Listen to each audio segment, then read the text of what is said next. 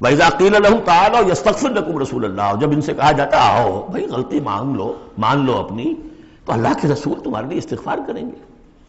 تو رسول کی دشمنی تو ان کے دل میں بنی ہوئی ہے، کیسے آئیں؟ جب کہا جاتا ہے آؤ تمہارے لیے اللہ کے رسول استغفار کریں گے اللہ سے، لَوَّوْا رُؤُوسَهُمْ، وہ اپنے سروں کو مٹکا، جی جی جی آئیں گے ٹھیک ہے ذرا میں بعد میں آؤں گا، وَرَأَيْتَهُمْ يَصُدُّونَ وَهُمْ مُسْتَكْبِرُونَ، اور آپ دیکھتے ہیں انہیں کہ وہ رک جاتے ہیں، آتے نہیں، تکبر ہے، مستکبرون۔ اب نبی کے سامنے جا کے روز روز اپنی خطاؤں کو ہم اعتراف کرتے رہے، ہماری بھی کوئی عزت نفس ہے؟ یہ کیا ہے جس وقت چاہا ہمیں ڈانٹ دیا؟ آخر یہ کہ عزت نفس ہے ہماری بھی۔ سواء علیہم استغفرت لہم ام تستغفر لہم ام لم تستغفر لہم، برابر ہے ان کے لیے نبی، چاہے آپ ان کو معاف فرمائیں، آپ استغفار کریں چاہے نہ کریں، لن یغفر اللہ لہم، اللہ ان کو ہرگز معاف نہیں کرے گا۔ اس سے اگلی سٹیج میں یہ آیت آ چکی ہے سورہ توبہ میں، استغفر لہم او لا تستغفر لہم ان تستغفر لہم 70 مرۃ فلن یغفر اللہ لہم۔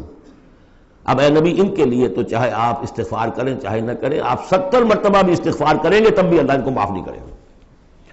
اور حضور کی مربت دیکھیے، حضور فرماتے ہیں کہ اگر مجھے یہ معلوم ہوتا کہ 70 سے زیادہ مرتبہ استغفار کرنے سے ان کی نجات ہو جائے گی تو میں 70 سے زیادہ مرتبہ استغفار کرتا، لیکن یہاں 70 مراد نہیں ہے، 70 سے مراد جتنی چاہے آپ استغفار کر لیں۔ ہم الذین، اب یہ عداوت کا جو ہے ان کا جو نقشہ ہے، یہ واقعات پیش کیے جا رہے ہیں۔ ایک غزوے سے واپسی پر دو مسلمانوں کی کچھ لڑائی ہو گئی، ایک مہاجر تھے اور ایک تھے انصاری۔ اب وہ پانی بھرنے پر کہیں، بلکہ ان کی بھی نہیں، ان کے خادموں کی لڑائی ہو گئی تھی۔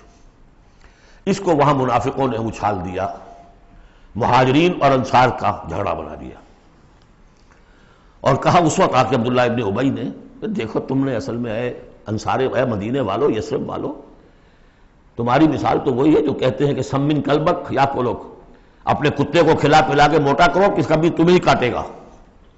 تم نے ان کو جگہ دی، پناہ دی، کھلایا پلایا، اب یہ تمہارے سر وہ آ رہے ہیں، غریبانوں کو آ رہے ہیں۔ خدا کی قسم اگر ہم اب مدینے پہنچ گئے تو ان ذلیلوں کو وہاں سے نکال باہر کریں گے۔ ان کی یہ جرت، انصاری کا خادم اور ایک مہاجر کا خادم لڑے ایک انصاری کے خادم سے، ہم نے پناہ دی، اپنے ٹکڑے کھلائے ان کو، اپنی جگہ دی، اور آج ہی ہمارے سروں کو آ رہے ہیں، ہمارے منہ کو آ رہے ہیں۔ یہ بکواس اس نے کی۔ وہاں موجود تھے ایک نوجوان زید ابن ارقم، انہوں نے جا کے حضور کو بتا دیا۔ حضور نے بلایا، نہیں جی جھوٹ قطع، میں نے نہیں کہا، یہ چھوکرے نے پتہ نہیں کہاں سے سن لیا، یہ چھوکرا کیا ہے یہ، اور آپ اس کی بات مان رہے ہیں میرے معاملے میں؟ خاموش رہے حضور۔ پھر یہ آیات اتر گئی جس نے چھوکرے کو صحیح ثابت کیا کہ کہا انہوں نے یہ۔ تو حضور نے فرمایا کہ لڑکے کے کان نے غلط نہیں سنا تھا، لیکن ایک بات نوٹ کر لیجئے، ان معاملات میں بھی حضور کوئی اقدام نہیں کر سکے عبداللہ ابن ابی کے خلاف، یہ نوٹ کرنے کی بات ہے۔ یہ جو لوگ سمجھتے ہیں کہ مکمل سٹیٹ قائم ہو چکی تھی مدینے میں، فوراً حضور کے جاتے ہی بڑی حماقت کے اندر مبتلا ہے۔ یہ ضرور ہے کہ حضور کو وہاں ایک حیثیت حاصل ہو گئی، لیکن جو تصور ہمارا ہے اس زمانے میں سٹیٹ، ریاست میں کبھی یہ ہو سکتا ہے کہ فوج میں سے 1000 میں سے 300 بھاگ جائیں، ان سے کوئی باز پرس بھی نہ ہو بعد میں؟ Is it possible؟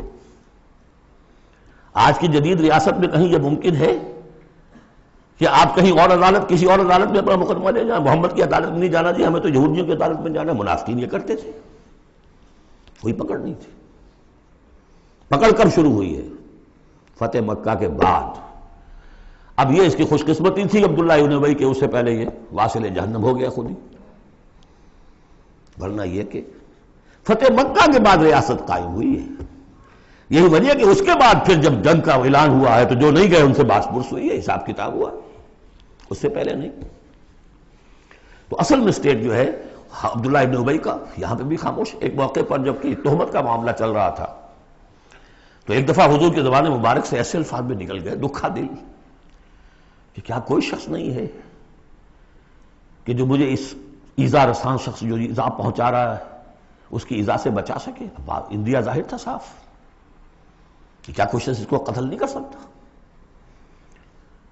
اب واقعات مختلف آتے ہیں، ایک واقعے میں تو یہاں تک آتا ہے کہ سعد ابن معاذ موجود تھے، حضور نے انہوں نے کہا کہ حضور آپ مجھے حکم دیجئے، میں قتل کرتا ہوں اس کو۔ سعد ابن عبادہ تھے، وہ خزرج میں سے تھے، وہ فوراً تم یہ اس لیے کہہ رہے ہو کہ وہ خزرج کا آدمی ہے؟ تو معلوم یہ ہوا کہ وہ جو قبائلی عصبیتیں تھیں کسی نہ کسی درجے میں ابھی موجود تھیں، ایک دن میں صاف نہیں ہوتی یہ چیزیں۔ پھر حضرت سعد بن عبادہ کہتے ہیں حضور سے، حضور اس شخص کے معاملے میں نرمی کیجئے، اصل میں اس شخص کو ہم بادشاہ بنانے کا فیصلہ کر چکے تھے، اس کے لیے ہم تاج تیار کر چکے تھے، آپ آئے تو اس کے سارے خواب جو ہیں وہ بکھر گئے۔ اس کا ایک طرز عمل ہے، لیکن یہ کہ اس کا اثر ہے ہمارے قبیلے میں۔ حکمت اور مصلحت کا تقاضا یہ ہے کہ اس کے خلاف اقدام نہ کیا جائے، یہ بات سمجھ۔ ابھی ریاست اس درجے کی نہیں تھی کہ ان تمام چیزوں کو بالکل، ان مصلحتوں کو بالکل نظر انداز کرتے ہوئے جو قدم چاہے اٹھا دیں، یہ نہیں۔ اب کتنا بڑا کفر ان کا چلا آ رہا ہے یہاں پر۔ ہم الذین یقولون لا تنفقوا علی من عند رسول اللہ حتی ینفضوا، یہی ہیں وہ لوگ جو کہتے ہیں کہ مت خرچ کرو ان پر جو اللہ کے رسول کے گرد جمع ہو گئے ہیں، دیکھنا ان بستیوں کو تم کے ویراں ہو گئیں، یہ سب بھاگ جائیں گے اگر تم ان کے اوپر خرچ نہ کرو، حتی ینفضوا، یہاں تک کہ وہ منتشر ہو جائے۔ وَلِلَّهِ خَزَائِنُ السَّمَاوَاتِ وَالْأَرْضِ، حالانکہ اصل خزانے کائنات کے، آسمان اور زمین کے اللہ کے اختیار میں ہیں، وَلَٰكِنَّ الْمُنَافِقِينَ لَا يَفْقَهُونَ، لیکن ظاہر بات ہے کہ منافقین اس کا فہم نہیں رکھتے۔ يَقُولُونَ لَئِن رَجَعْنَا إِلَى الْمَدِينَةِ لَيُخْرِجَنَّ الْأَعَزُّ مِنْهَا الْأَذَلَّ، اور وہ کہتے ہیں اگر ہم مدینے لوٹ گئے، اب چونکہ فوج واپس آ رہی تھی ایک جنگ سے، اب جب مدینے پہنچ جائیں گے تو لازماً جو عزت والے ہیں نکال باہر کریں گے ان ذلیلوں کو، اور ذلیل سے مطلب کمزور، ذلیل کا مطلب جو ہے وہ ہماری زبان میں جو ہوتا ہے کمینہ، وہ نہیں ہے، ان کو ہم نکال باہر کریں گے۔ وَلِلَّهِ الْعِزَّةُ وَلِرَسُولِهِ وَلِلْمُؤْمِنِينَ، حالانکہ عزت تو اللہ کی ہے اور اہل ایمان کی ہے، اللہ کے رسول کی ہے اور اہل ایمان کی ہے۔ وَلَٰكِنَّ الْمُنَافِقِينَ لَا يَعْلَمُونَ، لیکن یہ منافق جانتے نہیں۔ لیکن ہوا یہ کہ جب یہ قول پہنچا ہے، عبداللہ ابن ابی کے بیٹے کا نام بھی عبداللہ ہے، وہ بڑے مخلص نوجوان، خالص، صادق القول، صادق الایمان، انہیں معلوم ہے میرے باپ نے یہ کہا ہے، تو مدینے میں دروازے میں کھڑے ہو گئے ننگی تلوار لے کر، اپنے باپ سے کہا ہے کہ جب تک تم یہ نہیں مانو گے کہ تم ذلیل ہو، عزت ہے اللہ کے لیے اور اس کے رسول کے لیے اور اہل ایمان کے لیے، اس وقت تک مدینے میں گھسنے نہیں دوں گا۔ فریاد بھی کی، حضور سے بھی کہا، لیکن پھر کہنا پڑا اس کو کہ ہاں اللہ، اس کا رسول اور اہل ایمان عزت والے ہیں، ہم ذلیل ہیں، تب داخل ہونے۔ یہ 8 آیات ہیں حقیقت ایمان، اس کی اصل بیماری، اس کی سٹیجز، پروگنوسس کہ کہاں تک یہ لے جا سکتی ہے بیماری کہ رسول کا استغفار بھی مفید نہ رہے، اور 3rd سٹیج دشمنی پیدا ہو جائے۔ اب اگلی 3 آیات جو دوسرے رکوع کی ہیں اس میں اس کا علاج ہے۔ علاج جو ہے ایک پریونٹیو ہوتا ہے، کیوریٹیو۔ پریونٹیو یہ ہے کہ اس مرض کی چھوت نہ لگے، ٹیکہ لگاؤ، اسمال پاکس کا ٹیکہ لگا دو، چھوت نہیں لگے گی۔ ایک یہ کہ اگر ہو ہی جائے تو پھر یہ ہے کہ اس کا علاج۔ پریونٹیو کیا ہے؟ یا ایھا الذین آمنوا لا تلھکم اموالکم ولا اولادکم عن ذکر اللہ، اہل ایمان تمہیں غافل نہ کرنے پائیں تمہارے اموال اور تمہاری اولاد اللہ کی یاد سے۔ وَمَن يَفْعَلْ ذَلِكَ فَأُولَٰئِكَ هُمُ الْخَاسِرُونَ، اور جو کچھ یہ کریں گے تو وہی خسارے میں رہیں گے۔ اب ذکر سے مراد صرف وہ ذکر نہ سمجھیے تسبیح، اللہ یاد رہے، اپنا فرض یاد رہے، آدمی چاق و چوبند رہے، اپنے فرض کی ادائیگی کے لیے کمر بستہ رہے، سب ذکر میں۔ جہاد سے غافل نہ کر دیں تمہارے مال اور اولاد، ان میں اتنا انہماک ہو جائے کہ وقت ہی نہیں، میں کیا کروں جی، وقت ہی نہیں، وقت کہاں سے آئے گا؟ آپ نے معبود بنا رکھا ہے اپنے سٹینڈرڈ آف لیونگ کو، سٹیٹس کو، سٹیٹس سمبل معبود ہے، اب اسی کو پوج رہے ہیں آپ، صبح سے شام اور رات کے اوقات میں بھی سوچ بچار اسی کی ہے، تب کہیں جا کر وہ سمبل جو ہے قائم رہتا ہے، تو کیسے ہوگا؟ اس کا جو ہے کیوریٹو ٹریٹمنٹ وہ کیا ہے؟ دیکھیے، نفاق الف اس میں ڈال دیجئے، انفاق یہ اس کا علاج ہے۔ انفاق، خرچ کرو، خرچ کرو۔ نفاق کا اصل سبب کیا ہے؟ دنیا کی محبت۔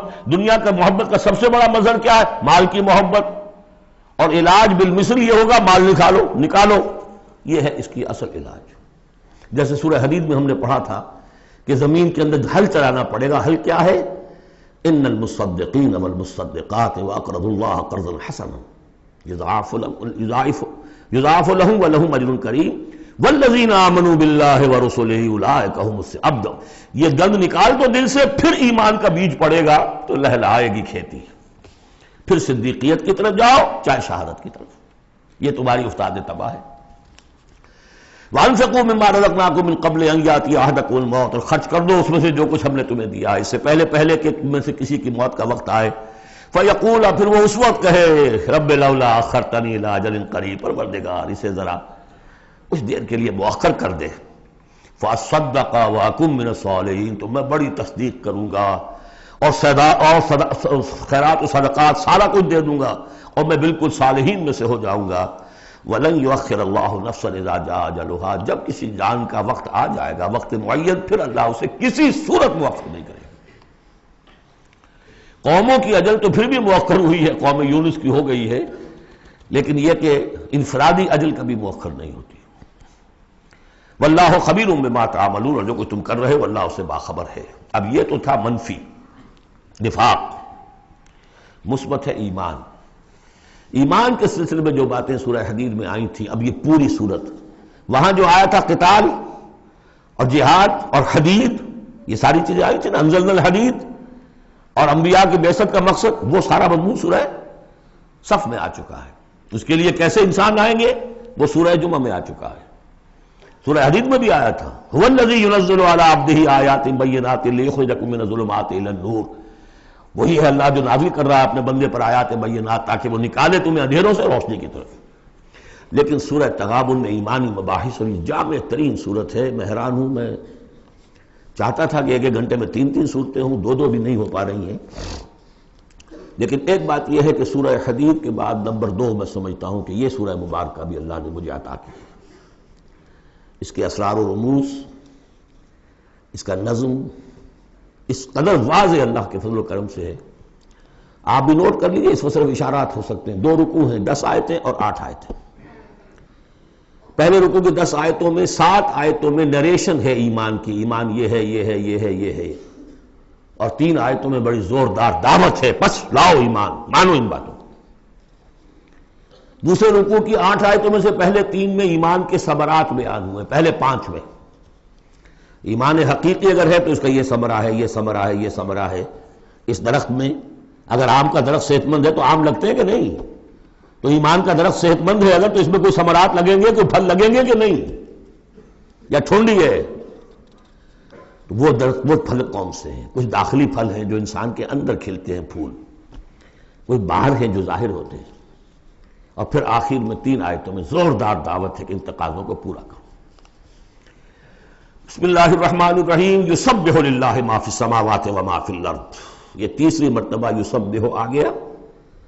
ایک مرتبہ سورہ جمعہ میں، ایک مرتبہ سورہ حشر میں آ چکا تھا، یسبح لہ ما فی السماوات والارض،